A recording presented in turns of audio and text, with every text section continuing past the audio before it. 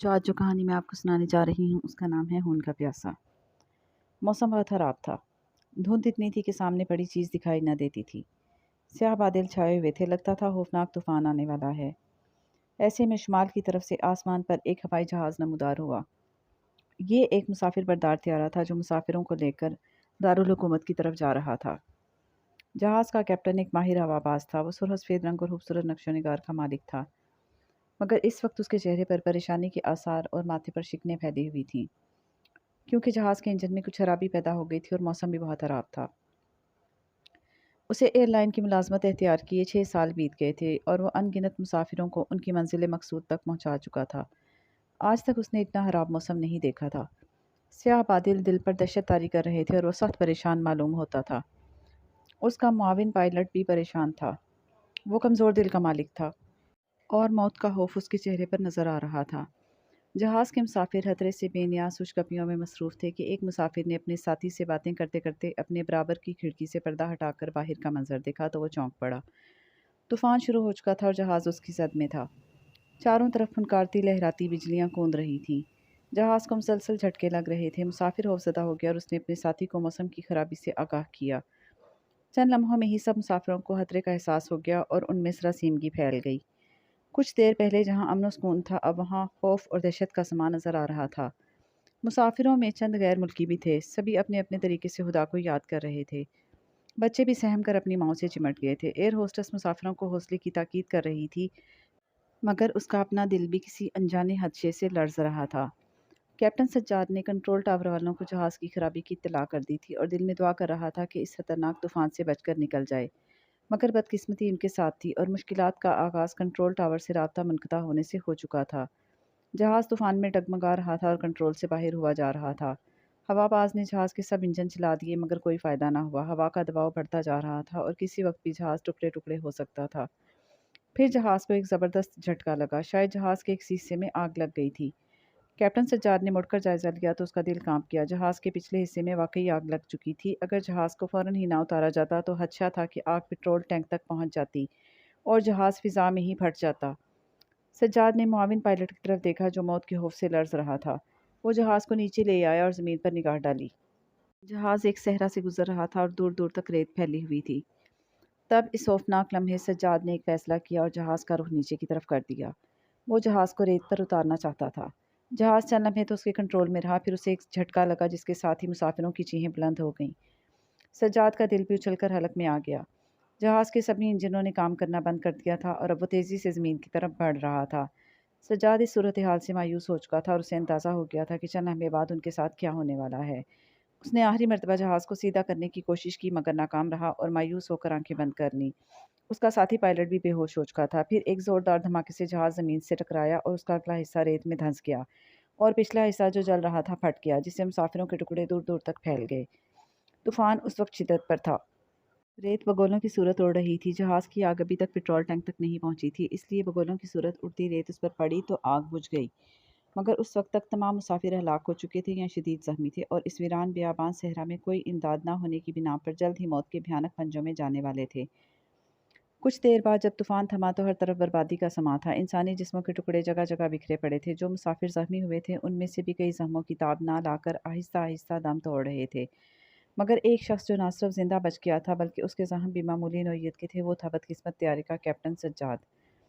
سجاد ریت پر نیم بے ہوشی کی حالت میں پڑا تھا۔ جب حادثے کو کافی دیر گزر گئی تو اس کے جسم میں حرکت پیدا ہوئی اور اس نے کراہتے ہوئے آنکھیں کھول دیں۔ چند لمحے تو اس کی سمجھ میں کچھ نہ آیا، مگر جب اوسان ذرا بحال ہوئے تو وہ اٹھ بیٹھا۔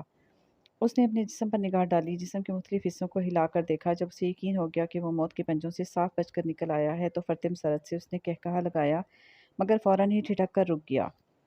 اس کی نگاہ ارد گرد بکھری لاشوں پر پڑ چکی تھی اور اس حادثے کی ہولناکی کا اندازہ ہو گیا تھا۔ اس نے جلدی جلدی سب لاشوں کا جائزہ لینا شروع کر دیا کہ شاید کوئی زندہ بچ گیا ہو، مگر اسے مایوسی ہوئی، کوئی مسافر زندہ نہیں تھا۔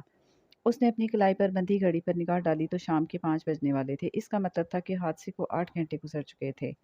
اسے بھوک اور پیاس محسوس ہو رہی تھی۔ اس نے جہاز کے ٹوٹے پھوٹے تباہ حال ڈھانچے کا جائزہ لیا۔ اسے پیٹ کی آگ بجھانے کے لیے کسی چیز کی تلاش تھی۔ وہ اندازے سے جہاز کے اس حصے کی طرف بڑھا جہاں کچن تھا۔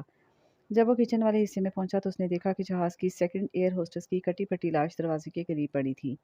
एयर होस्टेस की आंखें बड़े भयानक अंदाज से खुली थीं। एक लम्हे को सज्जाद को खौफ महसूस हुआ, मगर फिर भूख के हाथों मजबूर होकर वो आगे बढ़ा। किचन भी तबाह हो चुका था और कोई चीज़ सलामत नहीं थी। बड़ी मुश्किल से सज्जाद को डबल रोटी के चंद पैकेट मिले जो दबाव की वजह से पिचक गए थे। सज्जाद ने वो पैकेट उठा लिए। अब उसे पानी की तलाश थी, मगर ये देखकर उसे बहुत अफसोस हुआ कि पानी की बोतलें टूट चुकी थीं और पानी ज़ाया हो चुका था। वो डबल रोटी को गनीमत समझते हुए जहाज़ के ढांचे से बाहर निकल आया और एक तरफ बैठकर खाने लगा। अभी उसने 2-3 पीस ही खाए होंगे कि उसे किसी के कराहने की आवाज़ सुनाई दी। वो जल्दी से उठा और चारों तरफ निगाह दौड़ाई, मगर हर तरफ सन्नाटा था। वो अपना वहम समझते हुए बैठने ही लगा था कि आवाज़ दोबारा बुलंद हुई। वो बड़ी वाज़ेह आवाज़ थी।